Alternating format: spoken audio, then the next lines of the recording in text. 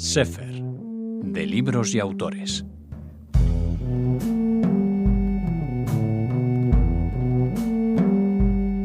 Es una alegría contar en Radio Sefarad con Fernando Navarro García. Hola, Fernando. Muy buenas tardes, un placer estar con vosotros. Estamos aquí y también tenemos que hablar de la compañía de este libro que no sé cómo definirías, Fernando. Pues es un diccionario al uso. Lo que ocurre es que es verdad que es el primero que hay en lengua española, que yo sepa, al menos tan exhaustivo, con biografías de más de 600 personas que vivieron y sufrieron en tiempos del nazismo. El diccionario, de hecho, se llama Diccionario Biográfico de Nazismo y Tercer Reich, porque no solo incluye a personajes que vivieron en Alemania, conocidos de todos, los grandes verdugos, los grandes criminales, sino también personajes que vivieron y sufrieron y combatieron el nazismo no solo en Alemania y Austria y los primeros territorios del Reich, sino también en otros países. Entonces hay personajes, hay italianos, hay algún que otro español, pero hay franceses o hay ingleses, ¿no? Porque deben estar. Churchill debe estar en un diccionario biográfico de nazismo, porque es uno de los grandes paladines, ¿no?, que lo combatió. Y los justos, también los españoles, me imagino. Exacto. Has querido hablar de la oscuridad y de la luz. Sí, eso me parece que es muy importante. De hecho, yo lo debo confesar porque es la razón que a mí me llevó a escribir este diccionario. Hay una fotografía en el diccionario que la he querido incluir de las masacres, las matanzas de Babi Yar en Ucrania, que yo, que soy padre ahora de 2 niños pequeños, créeme que cada vez que veo esa fotografía yo me desmonto. Mira que hay imágenes terribles de la Shoah y estamos cansados de verlas. Por mucho que las veas, nunca entiendes aquel horror. Pero en particular esta fotografía a mí me llevó a querer profundizar un poco más cómo este horror fue posible entre seres humanos. Ya no hablaré del tópico de una cultura tan avanzada y tan culta y madre de filósofos como era Alemania o Austria. En aquella fotografía se ve un soldado, un criminal nazi, que está apuntando con su fusil a una madre y que lleva en bracitos a una niña de unos 5 o 6 años. La foto no es de mucha calidad. La madre lleva a la niña abrazada, va caminando en dirección a una fosa, que yo no he querido mostrar en la fotografía, la corté conscientemente, en la que aparecen varios restos humanos, varones. Sería su marido, serían sus hijos mayores. La mujer va caminando con la niña abrazada y detrás hay un soldado que la está apuntando con una escopeta, con un fusil, y la va a matar. En cuanto se acerque a la fosa le va a disparar para que caiga dentro. Como padre, el dolor indescriptible, no puedes evitar empatizar el dolor que sufrió aquella madre, sabiendo lo que le iba a pasar a ella y a su hija, que no tenían escapatoria. La hija siempre pudo pensar, una niña con 5 años piensa, yo lo digo como padre, y créeme que me emociono cuando hablo de esto, pero una niña con 5 años siempre piensa que los padres somos dioses, que lo vamos a solucionar todo. La niña, hasta el último instante de su vida, pensaría que aquel horror terminaría porque su mamá la ayudaría. La madre no, la madre sabía lo que iba a pasar. Y por respeto, si quieres por amor, 80 años después de aquella foto, me lancé a escribir este diccionario, porque era una forma de reivindicar los millones de víctimas inocentes, de padres, de hijos, de abuelos, de familias destrozadas, de vidas que no llegaron a ser, que me parece terrible. Si el Talmud habla que salvar una vida, es una frase muy conocida, quizás por la divulgación en la película de Spielberg, ¿no?, La lista de Schindler, pero quien salva una vida salva a toda la humanidad. En sentido contrario, quien mata una vida mata a toda la humanidad. ¿Qué decir si se han asesinado 6 millones de personas, ¿no?, por el hecho de profesar una religión? Por respeto a esas personas quise escribir este diccionario. Son casi 900 páginas con muchas biografías de asesinos, de criminales, pero también muchas otras de víctimas, y no solo de víctimas, sino de personas que se opusieron con uñas y dientes a ese horror, dentro de Alemania y fuera de Alemania, desde la Iglesia católica y desde la Iglesia protestante, desde el ateísmo, desde el comunismo, desde el socialismo, incluso desde la propia aristocracia alemana o austríaca. Entonces, he querido en el diccionario hacer un balance. No hay equidistancias, no hay un equilibrio, tampoco sabría decir cuántos hay de los criminales y cuántos hay de los justos, pero sí que hay muchas personas admirables. Algunos de ellos son grandes personajes, conocidos por todos, bien grandes víctimas, muy conocidas, muy popularizadas por el cine, como Ana Frank, pero hay otros mucho más desconocidos, ¿no? Vamos a descubrir a alguien, si te parece. Sí, pues Regenwald, por ejemplo, que era el cronista del gueto, ¿no? De Varsovia. A mí me parece, la labor que hizo este hombre me parece admirable. Hoy, claro, cuando vemos las cosas desde el futuro todo parece muy sencillo, pero yo siempre vuelvo a pensar lo mismo. Para mí es uno de los grandes dilemas éticos como ser humano. Es decir, ¿qué hubiera hecho yo en una circunstancia parecida? Y eso, hoy, visto desde el año 2018, todos pensamos lo que nos hubiera gustado hacer. Yo sé lo que me habría gustado hacer en aquellas circunstancias. No sé si lo habría hecho. No sé si habría tenido el valor, el arrojo, la justicia, el honor, llámalo como quieras, de hacer lo que este hombre hizo, ¿no? Recoger todo tipo de informaciones y animar a otros a que lo hicieran, animar a ¿no? otros, guardarlas sabiendo que iban a morir. No querer bajar la moral de los habitantes de aquel gueto que estaba sistemáticamente y de forma maquinalmente preparada por esa máquina de matar, ¿no? que es el nazismo, para no solo matarlos, sino antes de matarlos deshumanizarlos, que es lo peor, ¿no? Lo que Primo Levi ha analizado también, ¿no? En Si esto es un hombre y en la trilogía, ¿no? de Auschwitz. Bueno, son personajes poco conocidos, al menos poco conocidos entre quienes no están introducidos en la historia de la Shoah, del Holocausto, pero que merecen ser recordados por nosotros, ¿no? Autores como Karski, que escribe aquel libro que luego nadie presta atención, pero él entra 2 veces en Auschwitz, consigue entrar 2 veces en el campo de exterminio y consigue salir. Recoge información de los crímenes sistemáticos que se están haciendo, o sea, lo que es un exterminio. En el campo de exterminio de Auschwitz. Publica el libro, El Estado Secreto. Se llega a reunir incluso con el presidente Roosevelt en Estados Unidos, por supuesto con los grandes políticos ingleses, y no le creen. O no quieren creerle. O no quieren creerle, porque quizás... O le creen y no hacen nada. O le creen y no hacen nada porque no es el interés estratégico. Bombardear, por ejemplo, los campos de exterminio. Se hace casi al final, ¿no? Entonces yo creo que estos son personas que merecen nuestro recuerdo, ¿no?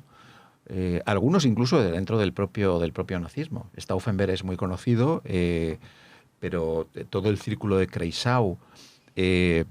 hay personajes de la aristocracia prusiana, gente muy rancia, con nuestra mentalidad de hoy, que inicialmente incluso habían simpatizado con el nacionalismo de ese partido nefasto que es el Partido Nacional Socialista de los obreros alemanes, y que se oponen desde dentro cuando se dan cuenta de que es mucho más que nacionalismo, es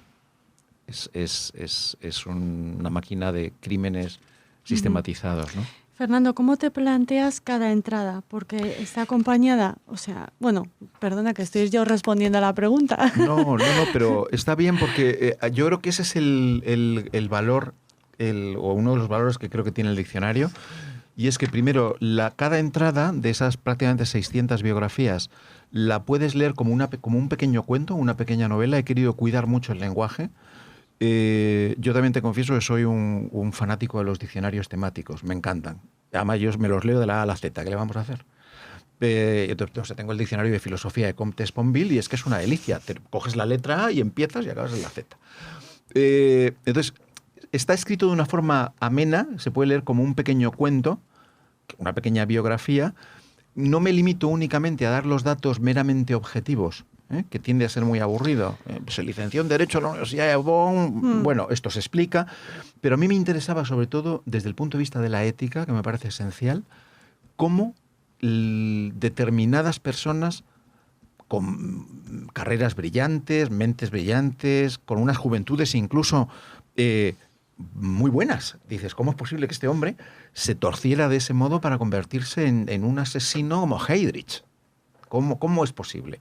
Bueno, Heydrich ya prometía, Sí. porque tiene casos de violaciones, incluso cuando está estudiando en la Academia Militar, pero bueno, es un tipo muy formado intelectualmente, toca el violín, practica esgrima, es un jinete de equitación excepcional. Cómo algunas personas llegan a ese lado de oscuridad del que hablábamos al principio, Raquel, pero también cómo otras personas se decantan en un momento determinado por convertirse en justos, por combatir al poder establecido, ¿no? Algunos incluso en contra de del régimen para el que trabajaban. Pienso en el embajador español Ángel Briz, el Ángel de Budapest. Bueno, el franquismo ya sabemos cuál es la posición que tuvo con respecto a la Segunda Guerra Mundial, muy ambigua. Una curiosidad, ¿incluyes a Franco en el diccionario? No, y es algo que mi madre siempre me reprochó. He visto a Leguerica, por sí. eso No, y es algo, mi madre, que en paz descanse, siempre me lo reprochó. Dijo, ¿pero cómo no has metido a Franco y metes a Petén, por ejemplo? Pues la verdad es que hay personajes que no he podido meter, sobre todo porque tienen biografías tan extensas que la parte de nazismo realmente... Pero bueno, sí que meto a varios de sus embajadores, que yo creo que en el fondo no dejan de ser correas de transmisión de la posición de Franco, ¿no? Como dictador en España.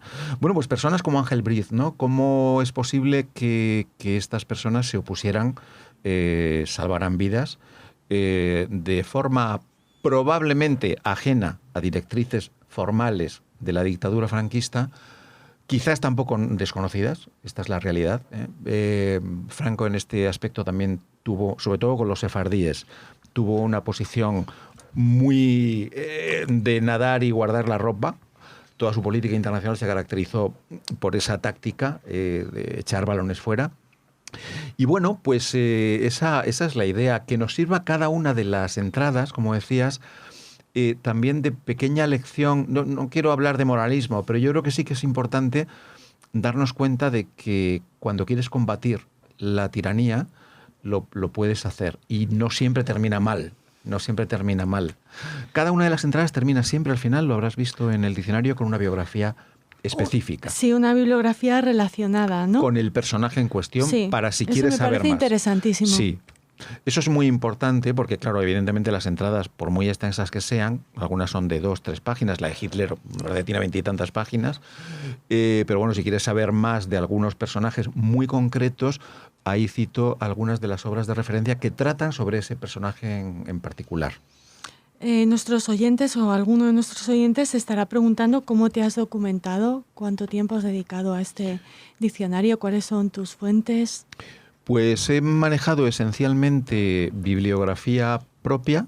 Prácticamente todos los libros que aparecen en la bibliografía específica de cada personaje están en mi biblioteca, y cuando no son libros a los que he podido acceder, pues los he podido conseguir pues a través de fuentes virtuales. Hay muchísimo acceso a fuentes de información a través de Internet. En Google Books, por ejemplo, se puede acceder a mucha bibliografía de forma parcial, pero con datos interesantes.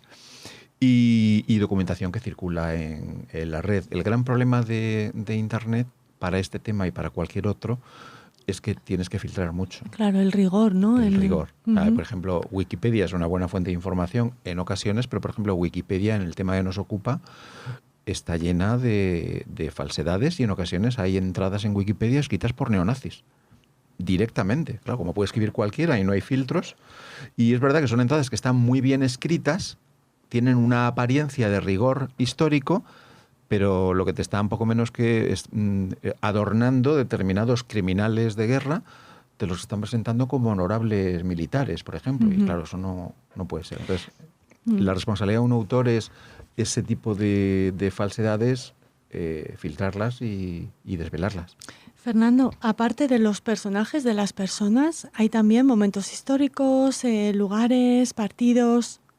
Sí, en cada una de las biografías, dependiendo del personaje, Schaffer, por ejemplo, bueno, pues el de la famosa expedición al Tíbet, ¿no? Buscando los orígenes de la raza aria, ¿no? Con la ariosofía.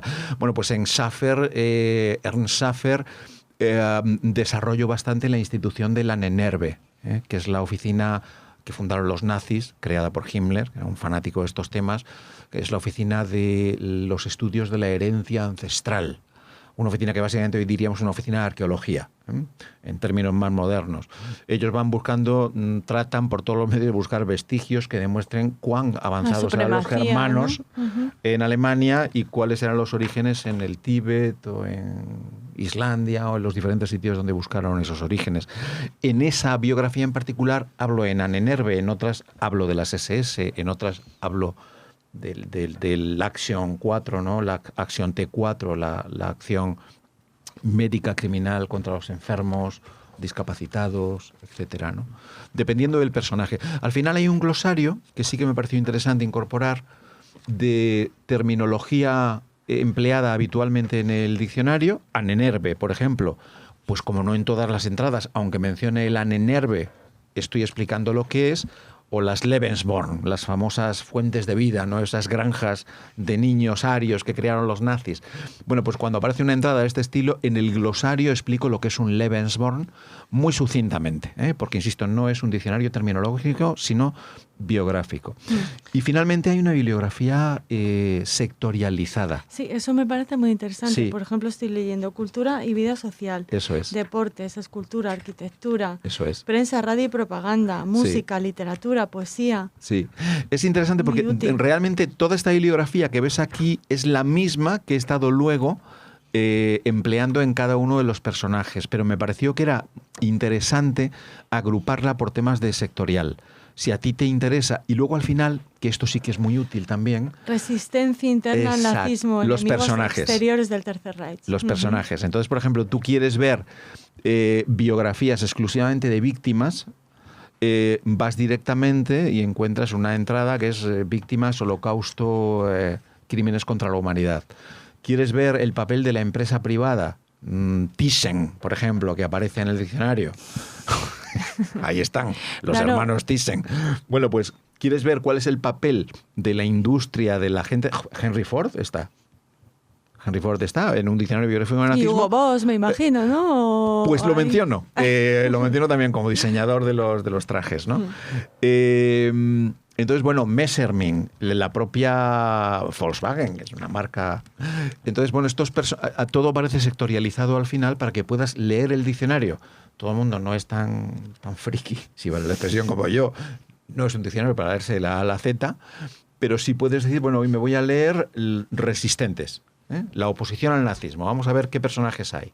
Y ahí tienes 25 o 30, ¿no? Bueno, por supuestísimo que les recomendamos la lectura de este diccionario biográfico de nazismo y Tercer Reich que firma Fernando Navarro García, pero queremos adelantarles que la generosidad de Fernando se va a trasladar también a las ondas y que vas a conducir un programa, que vas a protagonizar un programa que se va a llamar Luz y Oscuridad bajo el nazismo, en el que vamos a dedicar tiempo a ir paso por paso, nombre por nombre, según tu criterio, y recorriendo este diccionario biográfico de nazismo y Tercer Reich.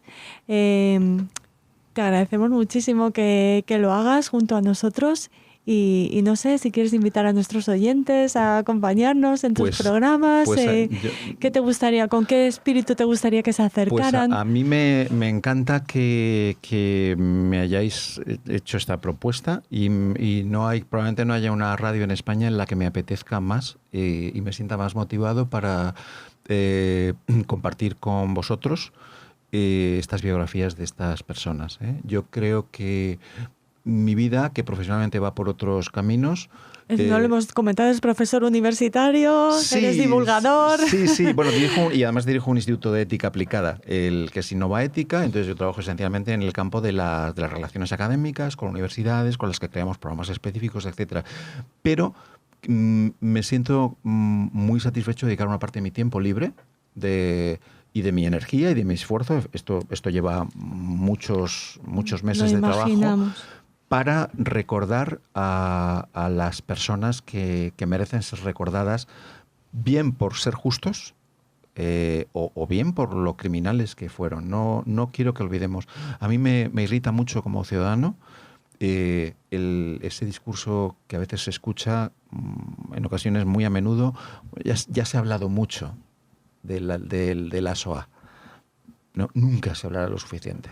Entonces, los años que me queden de vida, yo una parte de mi tiempo la quiero dedicar a esto. Y hacerlo con vosotros, con Radio Sefarad, pues es una gran satisfacción. Así que cuantos más nos escuchen, mejor.